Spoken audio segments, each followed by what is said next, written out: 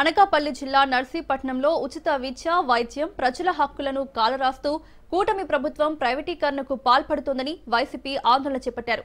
పట్టణంలో మాజీ ఎమ్మెల్యే ఉమాశంకర్ గణేష్ ఆధ్వర్యంలో పార్టీ శ్రేణులతో కలిసి ప్రజా ఉద్యమం యాత్ర పేరుతో భారీగా ర్యాలీ చేపట్టారు.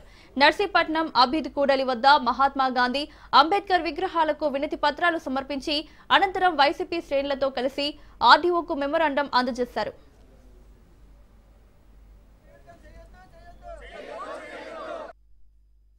ఈరోజు మరి వైఎస్ఆర్ కాంగ్రెస్ పార్టీ రాష్ట్ర అధ్యక్షులు వైఎస్ జగన్మోహన్ గారి పిలుపు మేరకు ఈరోజు నర్సీపట్నంలో ఏదైతే ప్రభుత్వం మెడికల్ కాలేజీ ఉన్నాయో ప్రైవేటు పరం చేస్తున్నందుకు నిరసనగా మరి దానికి వ్యతిరేకంగా ఈరోజు నర్సీపట్నం నియోజకవర్గ వైఎస్ఆర్ పార్టీ ఆధ్వర్యంలో మరి ర్యాలీ నిర్వహించడం జరిగింది.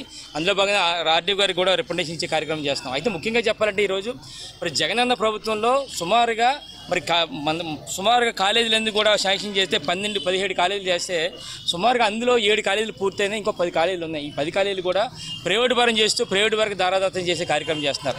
ఈరోజు ముఖ్యంగా చెప్పాలంటే మా నర్సీపట్నం నియోజకవర్గంలో మాగారపాలెంలో సుమారుగా 500 కోట్ల రూపాయలతో 630 పడకల హాస్పిటల్ శాంక్షన్ చేశారు.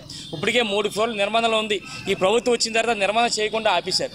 అంటే దీనివల్ల ఈ ప్రభుత్వ కాలేజీ, ప్రభుత్వ హాస్పిటల్ వల్ల ఉపయోగం ఏంటంటే